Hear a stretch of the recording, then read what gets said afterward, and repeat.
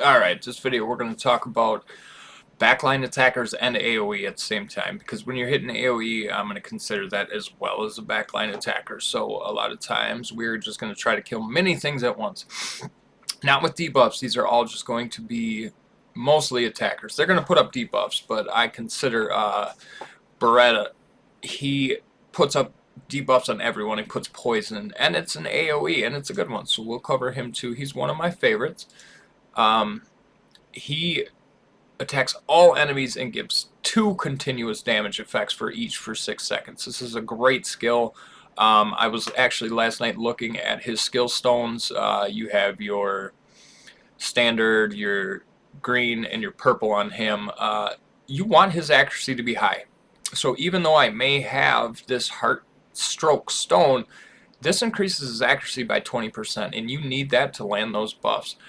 You could put on this heat stroke stone, and it will grant glancing hit up 1 additionally on enemies when using flaming thunder, but it is not going to increase your accuracy.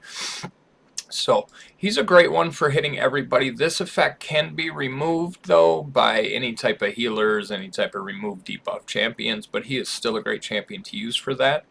Another one that we're going to have here, one of the most powerful, I think, just for straight up attack damage, is Lucian. Lucian attacks all enemies with powerful card magic, and this attack ignores the target's defense. Basically, you just need to build him with a lot of attack. That's all you got to do for him. He's very simple to build, very powerful, and he just attacks everybody. He can be used in combination. The only downfall to him is he's on a 6-turn wait, so it takes a little while to get his skill up. They do have a stone you can get for him that can decrease the mana cost of amputation magic by 1. That is good, but I like the increased damage by 20%. Okay, next we're going to cover him even though he is not a full AOE. He's still an AOE. This was another one of my favorite, Rakan.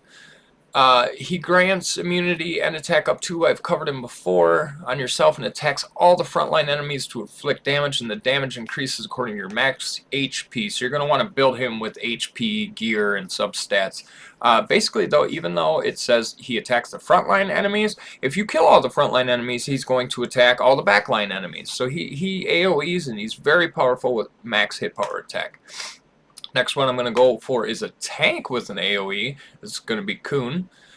He is a defensive one I currently use as a tank, and he attacks the frontline enemies to freeze them. He freezes all of them, grants immunity and defense up to on himself.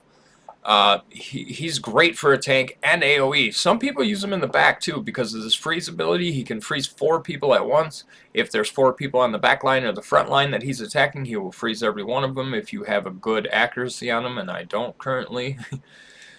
Alright, so the next one we're going to go across. This is hands down the best AoE attacker in the game.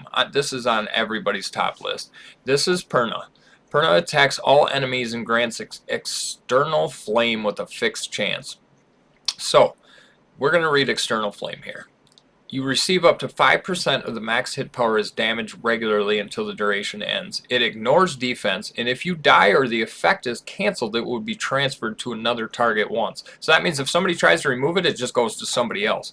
Now that is an amazing skill, and he can keep putting these up. So that's 5%. If he puts up 2, that's 10% of the target's max HP that's coming off every single few seconds there. He is great. Now, the other side to this is when he is killed. I don't think this is red. Anyway, here we go. Whenever it's in your hand, you recover the HP of all allies in your line by 10% and rises from the ashes at the moment of the death with 50% hit power. So basically, he heals others on your team, and if he gets killed, no matter when he gets killed, he'll revive himself with 50% HP, so you got to kill him twice.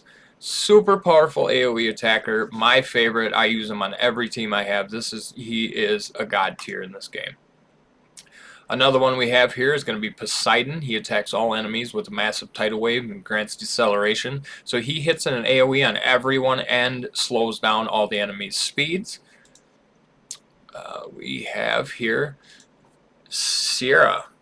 Now, Sierra not only AoE attacks everyone, she installs a bomb on the forefront enemy, and then fast forward time to decrease the duration of all removable effects granted on all enemies and inflicts damage. So that's really tough to read. So basically, here's what she does. She removes all buffs on all the enemies, plants a bomb on the forefront enemy, and stuns the enemy. Now, if you're using her in combination with Zimbralta, she will set off his bombs as well. She is super powerful AoE, very, very rare though. It's hard to get her up to them high levels, but she's very good when she gets there. Now, Nikki, she is super cool. She only attacks the backline enemies. When she does that, she casts this Teddy spell. So this is just like Perna's, where they'll receive up to 5% of the max damage regularly until the duration ends. It is ignore defense, and Teddy will be released to inflict great damage when the duration ends. If the effect is removed before the duration ends, you'll be stunned and receive damage. So basically, if you try to take this off, if the enemy tries to take off this Teddy spell, it's going to be an exploding teddy bear that's going to stun him and do a lot of damage. She's great for hitting that back line. She does a lot of damage. Alright, we have here Cooper. Now Cooper, he does the frontline enemies to inflict damage that's proportional to your defense. And if your defense is 50% or higher than a target's defense, the attack will ignore their defense. So he's a defensive champ. Some people use him as a tank. A lot of people do. Some people use him in the back with a super high defense. Alright, this here, I don't even know how to say his name. I'll try it. Haralsavag.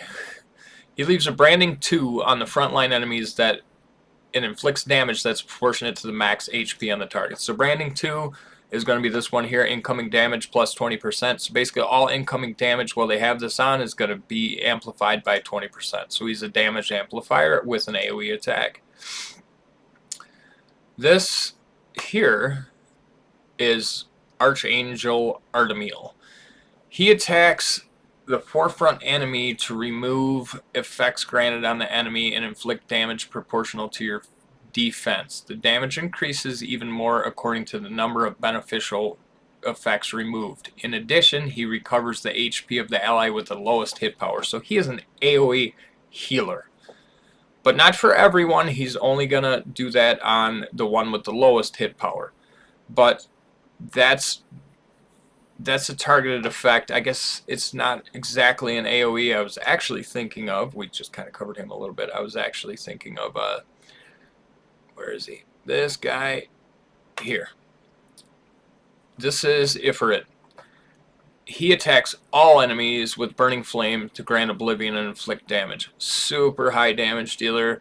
Oblivion reads as such, passive skills cannot be activated, so if they have a passive skill, it's not going to activate while they have the Fire Crush on them. But he attacks everyone. He's a straight up attack damage dealer. He's really good for that. Here we have Thyron.